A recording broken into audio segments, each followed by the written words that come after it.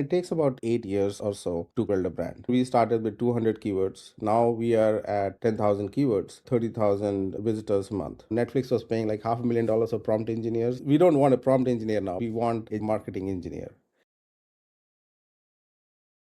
Today, I'm joined by Gaurav Verma. Gaurav is the CMO at Kanerika, an AI and data services company. He's turning what he's learned into a book called Lean to Agentic. What I want to spend the next hour on is the arc that a startup's brand actually goes through, from zero budget through scale. Because branding is one of the most talked about but least well executed function in early stage startups. Gaurav has a very specific view on all those stages, the sequencing, and what actually changes at each one. As I mentioned, when a founder says brand, they mean logos, landing pages, colors, tone of voice, the surface stuff. But branding goes beyond that, right? It's a structurally different thing. Could you maybe begin by telling us what that definitional gap between what's said and what it actually represents is? Yeah, that's a great question. And I think people have different opinions about what brand means. And I think it's going to stay for the rest of eternity. That will be the case. But when you start to build a brand, I think it's not only just what about what you're talking about yourself, but what others think about you. And it has to be multi-channel, and it has to be credible, and it has to be sustainable, right? So it can't be we just did a press release, or we just attended an event, or just do social. Initially, when founders think about brand, they just think, well, and I will say, I will profess this by saying most founders are probably technical, and they are self-styled business people, right? So they probably don't have like a well-rounded business background in general, or in education as such, but they've been probably successful to some measure. So when they think of branding, they just think, oh, did I get did I get an MQL, or did I get a meeting, right? So that's they have to go beyond that, and it takes about 8 years or so to kind of build a brand, 8 to 10 years, right? So when we started in Kanerika, uh, I basically just had a designer and an okay-ish content person, right? And the hours coverage was also spotty. So the team was in India. Now from there to kind of build a global brand, it's been a big journey. And the way, and you can go at this branding at in different ways. The way I started was we started with SEO and content, because content is your moat, I would say, that Google is kind of protecting for you in a way, Yeah. right? If you play well with Google's rules. And I remember we started with 200 keywords, and the organic traffic is also quite less. Now we are at 10,000 keywords, and we are getting about 30,000 visitors a month. Okay, so it's that arc has actually worked out well for us. Now in between, obviously, there were a lot of updates and algorithm changes by Google. So what we've learned on the way is you really need to create valuable content, and that means you're talking about use cases, you're talking about problems, industries, right? You're talking about comparisons, you're creating lead magnets, um and basically thought leadership stuff as well. So like 4 or 5 different kind of themes, but you're also trying to learn very fast from your competitors. And it's quite surprising, with zero budget, with almost zero budget, which is what I had, what all you can really do. So if you are diligent, you are hungry, you're foolish, you can learn a lot from the competitors. Look at what's working for them. Try to outrank them. And then Google likes authority, and then original point of views. So one of the things that we did initially was we really cataloged our case studies. And early stage companies may not have a lot of case studies. So what do you do then? So you can still write about use cases, right? So you can still and that's still relevant, right? And you can talk about estimated gains and those kind of things directionally. So we produce a lot of videos. So as I said, content was our has been our mode for quite some time. And we produced a lot of videos. We actually did a podcast of our own, which was actually virtual, so we used notebook LM. and it does a rather good job. You have to still Pretty good. It's pretty and good. all that. Yeah. It does a rather good job, right? So we started a podcast program called the Digital Shift, and the uptake was actually pretty good. The distribution on Spotify and Apple Music, and then most recently we actually done started doing an in-person podcast. We actually invested in studio equipment, and now I think we're taking going to the next level in which we are really projecting our subject matter experts in different areas. So as an IT services and product company, we want to be known for best in class solutions and customer focus and technical expertise in, let's say, Microsoft ecosystem, Databricks, and Snowflake, right? So we have identified SMEs or subject matter experts in all of them, and we regularly are in the process of pumping out thought leadership content for all these areas, right? And the other thing that has actually worked well for us is in the newsletter, right? You'd be surprised how much of inbound traffic we actually get on the website because of a weekly newsletter.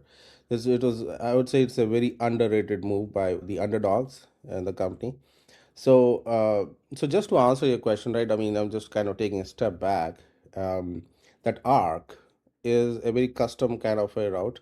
I don't think there's a one size fits all, but I think I would say really start with SEO, start with content, and you want to produce video content, short videos. That's another thing that's been working for us. YouTube is the second largest search engine after, I would say, Google, right? And LinkedIn is also a huge contender. So what we discovered is, you know Google loves brands that has consistent signals across its properties, and so obviously do well on Google, do well on YouTube, do well on LinkedIn, and actually if you have the stomach for it, go for Instagram too, because Instagram, the text and the text portion in the Instagram post, that is also indexable. Okay. So we did a lot of things, as I said, start with content, and then really project personal expertise, the EEAT, right? So that part is the brand building. We also did press releases. Like if you're an early stage company, one of the biggest favors you can do yourself is just come out with proper press release schedule. Hey, did you launch a product? Did you do a partnership? Did you get a funding? Did you add someone on the board? Um, right. Yes. Did you just sign a customer? Do you have a case study? So all these things qualify, right? And all these things add up. All these things are things I want to dive into later on as well. So that's perfect. But at least in like the early stages, why does building up that brand really matter? Is it doing something structurally different for a company that no other function can do?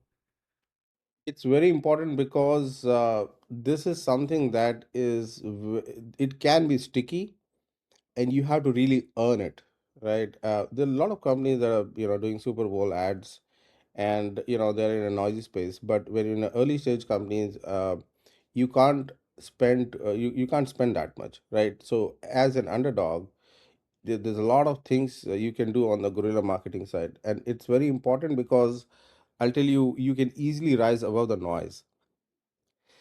The key differentiator here is you want to do a lot of experiments fast, and you want to fight your battle on several fronts. So for example, have you listed your company in the user directories? Yes or no, right? Is your name, address, and phone number consistent across all the different properties? Yes or no? um, do you have you started working with journalists? Have you started reaching out to analyst firms, even tier 3, tier 4 analyst firms? um, so I think this is why it's important, because a lot of people are not doing it, right? And you can do it, and it doesn't take much investment. Any investment, any good, if you have a good story to talk about, if you have a good product or a good solution, you had a decent arc, chances are that people will still take a briefings for you. You know, you can still submit a lot of comments for journalists. You just have to reach out, right? So it's all about hustle, and I think that's what's important. Got it. Got it. So it sounds like what really works is doing things that sort of compound on top of each other and that are Yeah, consistent in the on problem all solving. these different fronts. Right. Okay. And Okay. a lot of people are not doing it, right? Because they have the faintest idea. So I think you have Mhm. to be very, there's a specific mindset you need. The mindset is that of being intellectually curious, keep critically analyzing yourself. What else could I be doing? And then I would say also follow the thought leaders. So although nowadays LinkedIn is turning out to be a lot of, AI slop, but you still follow the good thought leaders. You find out who are the good people, let's say in SEO or on content or specific, or brand marketing, etc. Right? So they have a lot of good tips to follow, and then you just ask yourself, hey, is this something we can do at a small scale? And then can we prove the value? And then we make the investment more. Got it. Got it. Okay. That's a pretty good foundation for the rest of this episode. What I want to get into now is some of the ideas that you talked about in your book. So I had a Mhm. chance to read the first few chapters, and one of the core arguments that has stuck with me so far is that branding isn't just something you do, it's rather the output of a whole like operating system underneath it, right? So the thing I want to dive into next is what it actually takes to build up that like layer by layer system when you have zero budget, right? So let's begin on that front. If let's say a 2 or 3 person startup has some traction and they called you tomorrow and said, we want to begin investing in branding, what would you tell them to look at before they touched anything else brand shaped? Like what's that core foundation they need to have like set up prior to anything else? Yeah, you'd be very surprised how many how many companies really struggle with good messaging. So I think having a good messaging foundation and a good idea of what are the real pain points of your target audience and what is your differentiation is really, really key. And I think this is where most companies struggle till they keep doing, they are forced to do pivots till they reach to like 10 million ARR, right? So having that foundation, having that story kit, I think it's very important.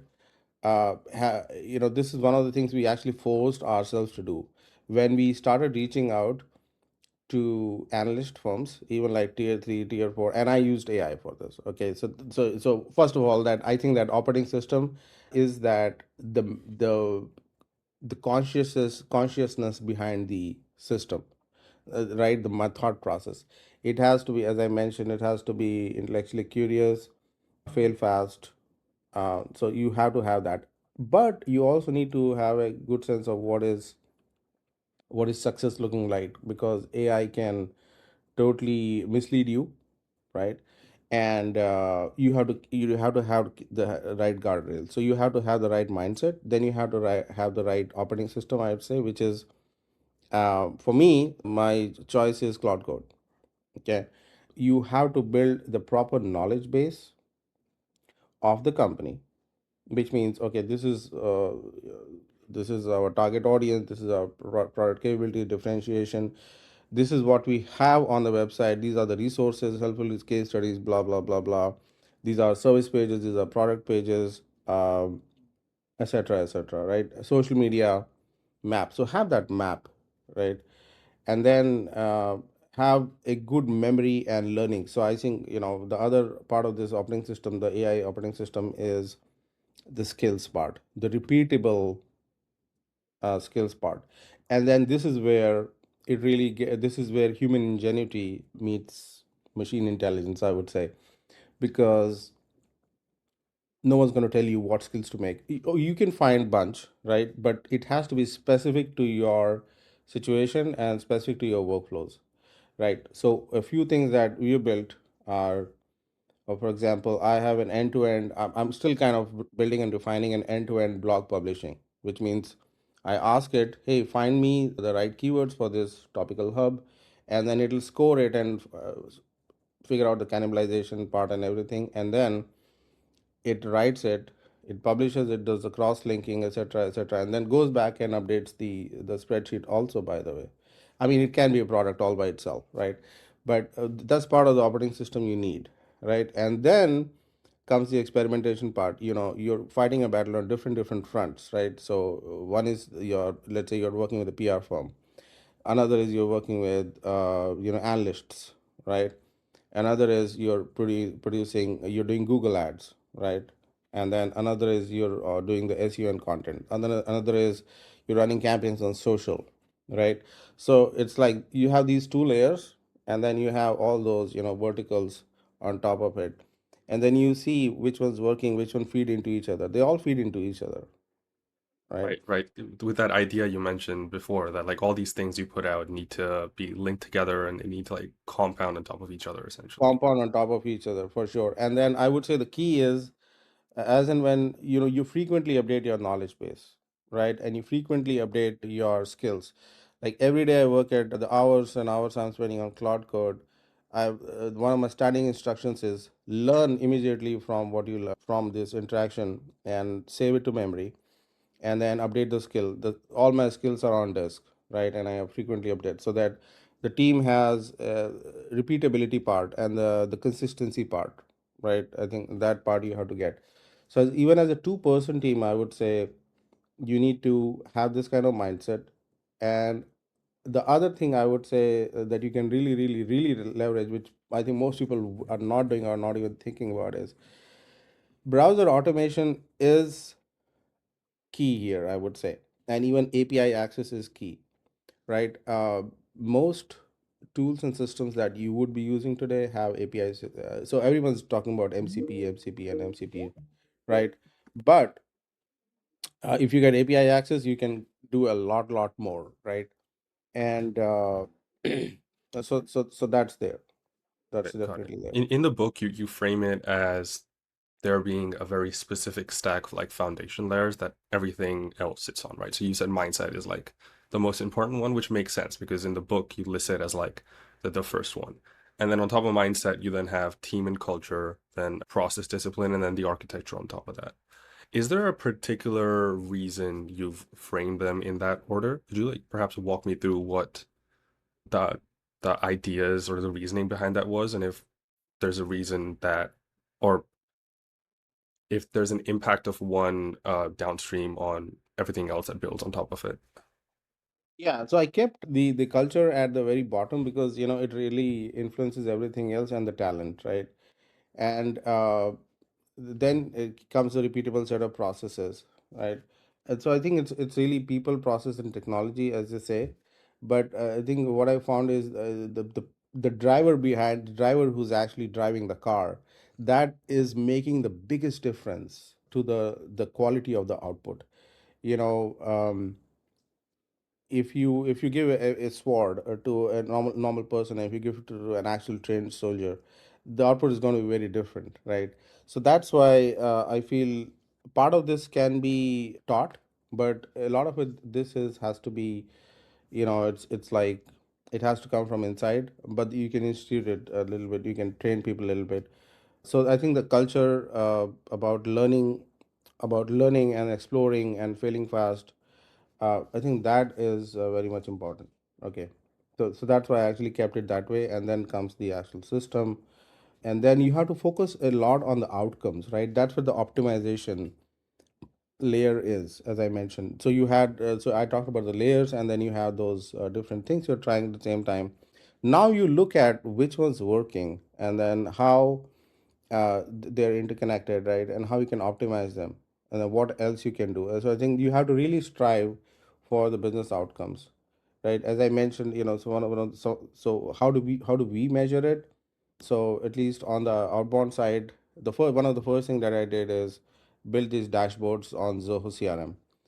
You have a really good idea as to how many leads are coming in, how many are actually converting into meetings, right? How many deals, what's the pipeline, how much is qualified pipeline, what's a closed, and then you have historical trending, and then you have a drill down as to like what's the efficacy per person, right?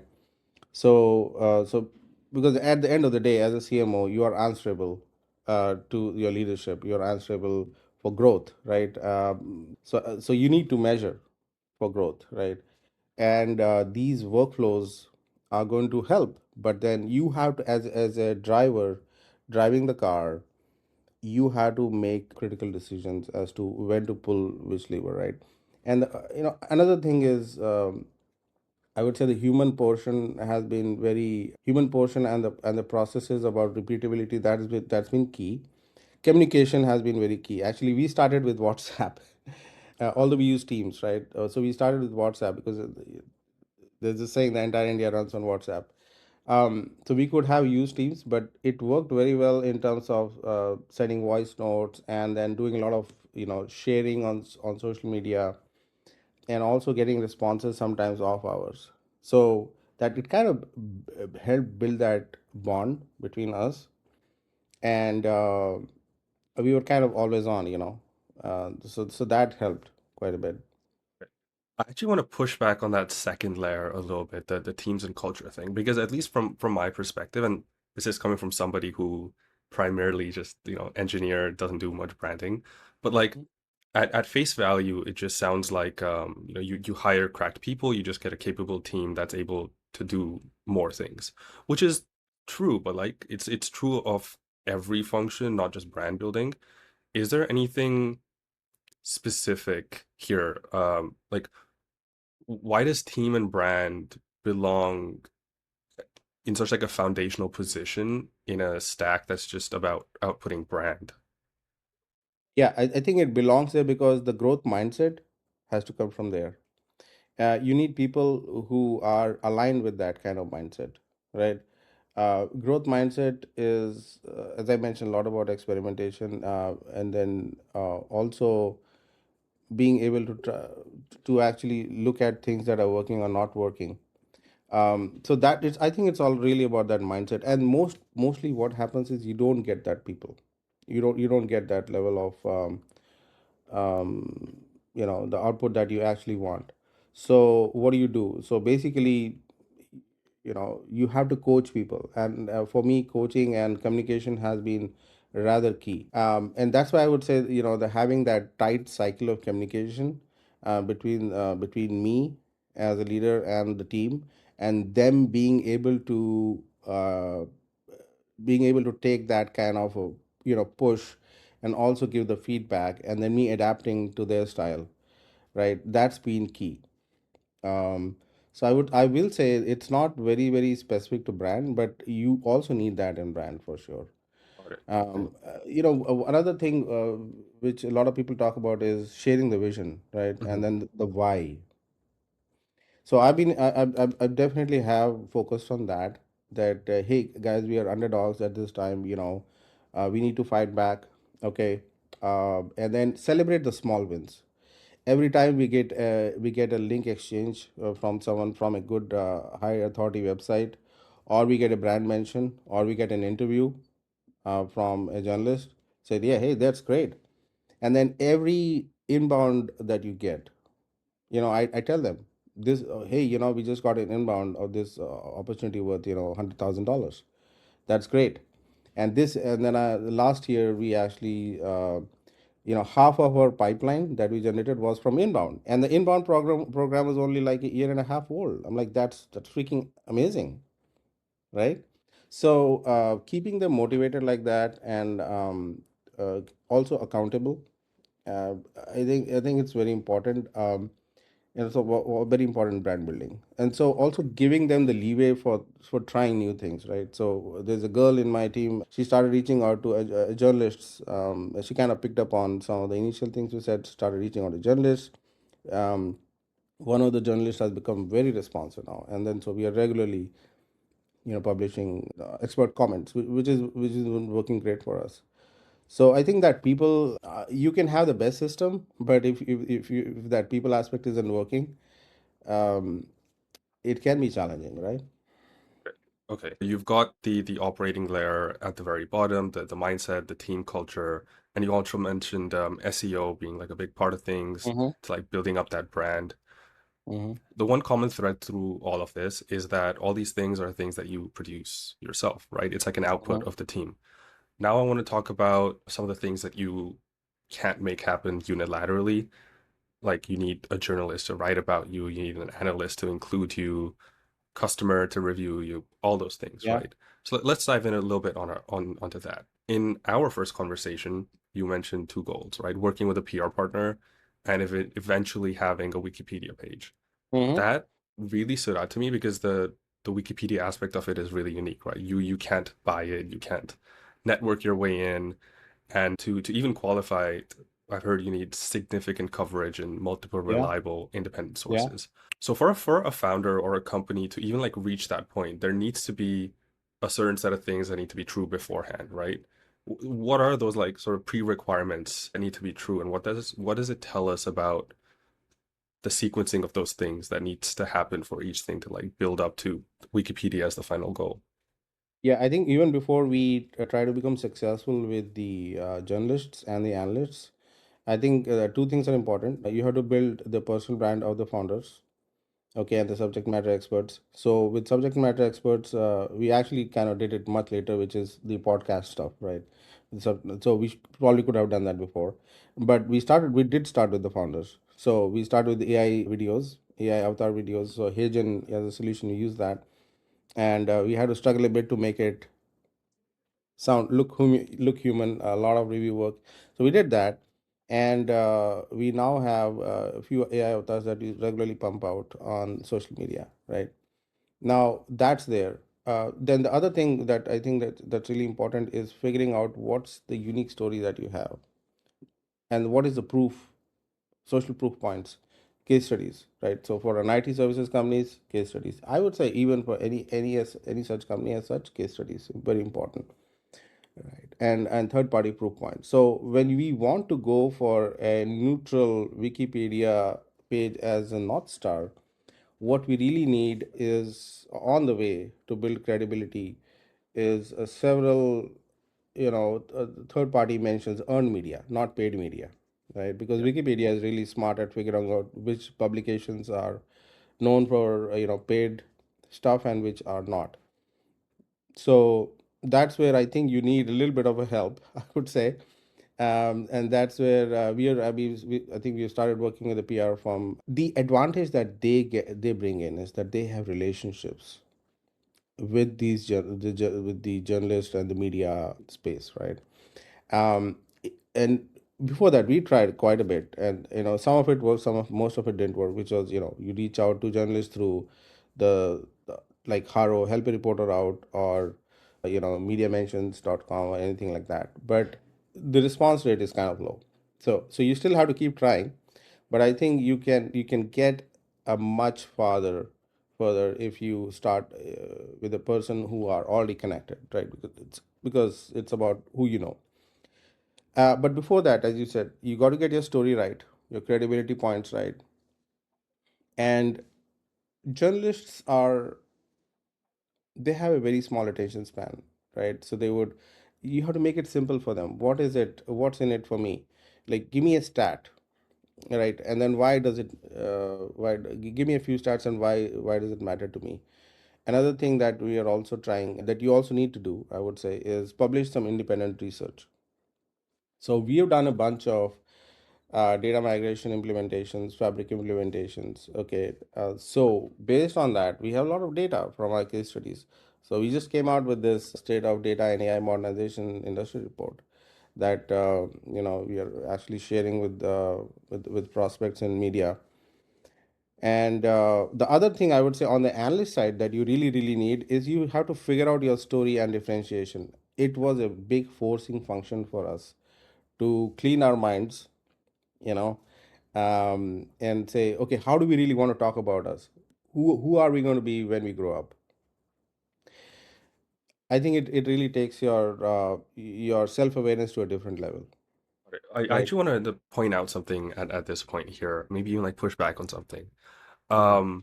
A lot of what you talked about, there's a slight differentiation within that, within what I'd like to call like company brand versus founder brand, right? Yeah. Because Mm-hmm. what I've seen is a lot of what early stage founders call brand building Mm-hmm. really just boils down to it being founder brand work dressed up as company Hmm. brand, right? It's the classic we raised X dollars or something like that. But then you see that, but then the company pivots like 3 months later, right? Which Hmm. constantly happens pre-seed, seed, maybe even Yeah, up to like Series totally. A.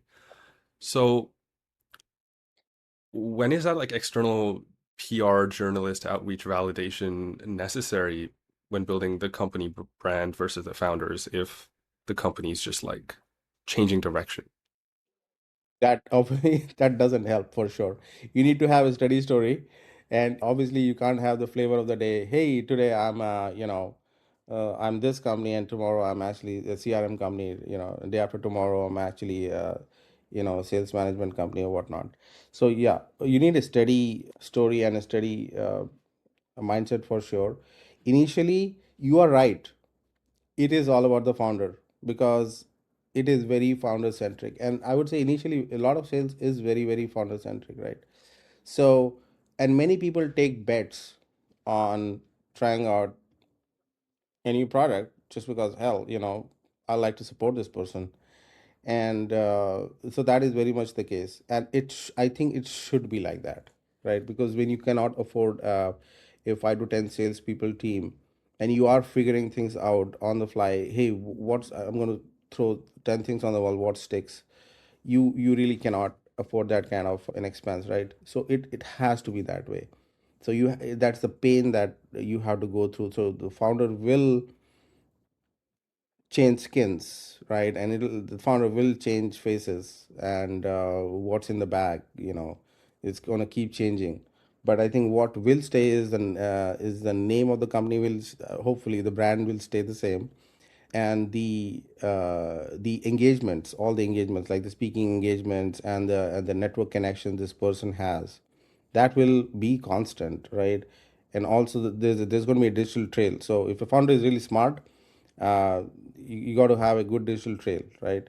And you got to be able to, it's all about building connections, like who do you know, and like this What do you accelerator mean that. by that digital trail though? Yeah, so what I mean by the digital trail is thought leadership, right? Social media activity, right? Quotes. You get invited to events, like become a contrarian, right? Have your contrarian views out. Have your own unique point of view. So you're invited to fireside chat. So you are creating awareness about you as a product, right? The founder is the brand initially. Like how does that evolve past, let's say, done that at pre-seed, potentially done that at seed? Is it when you're approaching that series A and B territory that you then switch from the founder brand to like the company as a whole? I think somewhere around that seed, you get the seed funding, and then you have the Series A. I think somewhere around that is when the I mean, they're really worried about the hockey stick effect, right? And so they want to scale. So the first time you get money, so you're like, oh man, we got funding, oh man. So so then that's when they think, okay, how can we scale? So initially they just put it all on the product, right? But mostly on the product, right? But then as they get more product market fit, that's when they actually start putting more on the sales and marketing side. Till that time, I think it's really more about we have this product, let's do some social activity. If they're if they are mature, they'll talk about SEM content and all that. But I think that's the chasm, right? Around Series A is when they really start thinking more about brand and the company in general, and this is the story that you really want to stick with. And then let's have an institutionalized program. With Kanerika, they waited for 8 years before they actually really started investing in marketing. And Bhupendra Chopra, who's the CRO and the ex CEO, he's the one who, like, he was like the big champion, right? And Samita Garuda as well, who's the CEO right now. That we want to invest in marketing. We have, we've been beating around the bush for quite some time. And the initial, I would say, 2 years, 1.5, 2 years was a lot of foundation. And after 1.5 years is when we started really seeing the inbound. And every month now we get like 15 inbound. And like, if the pipeline value is a few $1 million, right? So that's good, but you have to be patient. Okay, so now let's switch topics and talk a little bit about something that I inferred from your book, right? Your thesis is that once you're past that early stage stuff, you've got real customers, stable product, pipeline in multi-millions, Hmm. hopefully.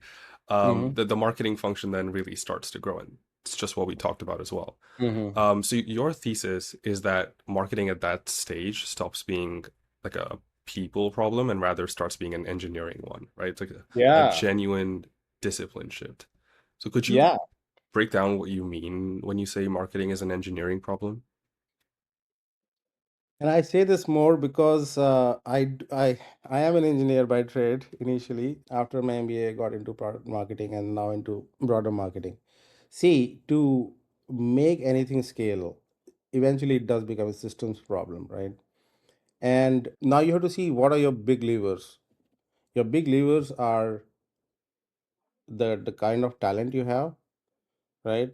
Yeah, so initially you had some people, you're telling them to do this or this. Eventually you have to have the right specialists in place. So maybe that's one kind of lever that you want to pull. The other lever that you want to pull is making everyone AI equipped and AI adopted, which I'll tell you is is highly underrated. It's a very romantic idea, but even in companies that are doing, who are making AI stuff, having that part figured out and having getting the right people on board for AI adoption is challenging. Okay, because people are just scared about the jobs. They just don't have the same kind of mindset that you might have as a leader, right? Their exposure to technology might have been limited. So what do? So you build that kind of repeatable, sustainable skills, and then constantly say, hey, it's still learning, it needs human input, etc. The third portion after the AI adoption portion is, okay, you have to constantly look at the new tools that are in the market and figure out what else you could be doing, right? So, for example, now there's this conception of sending one-to-one personalized emails uh, for your campaigns, right? For every person the email has to be very very different. So is that something that you can do, right? So you have to build that system slowly. So it becomes an engineering problem now, because your throughput is going to be totally dependent on the quality of your thought, the tools that you have access to, and then the people who are operating those tools, and also the new things that you could be doing, that the white space, right? So you already know at this point that a few things work. Now, what you don't know is how can you scale it, and then what else you could be doing, right? How well, what more you could be learning from others. So I think this is where the engineering or the mindset really comes in, and it has the technology layer and the intellectual curiosity layer. You can't overstate it enough. Both the things are very very important. Got it. And then Yeah. you have and then yeah and you do that, and then you have to see what are the feedback loops. So I'll give you an example. Okay, at this point with cloud code, as I was mentioning, I can actually create my whole social media calendar in 2 days for the month, right? That means not only LinkedIn, but maybe even the company LinkedIn, but also the personal page of the LinkedIn of the founder, right? We are going to talk about several different kind of things. So, for example, case studies, videos, okay, quotes, right, articles, carousels. So, with your, if you have a really intelligent person who knows how to work the system, now you can really scale your social media. You can really scale your reach out to journalists. You can really scale your reach out to other webmasters for backlink, getting more backlinks, right? You can really scale your keyword analysis. You can really scale your competitive analysis. You can really scale your content production. But then you need to have a lot of human gates, because AI is non-deterministic. So what's happening now is you have a system, you have a mindset, you probably have some people, infrastructure, and everything. Need a lot of validation, and that's where it kind of starts breaking, I will say. right? You have to really figure out this balance.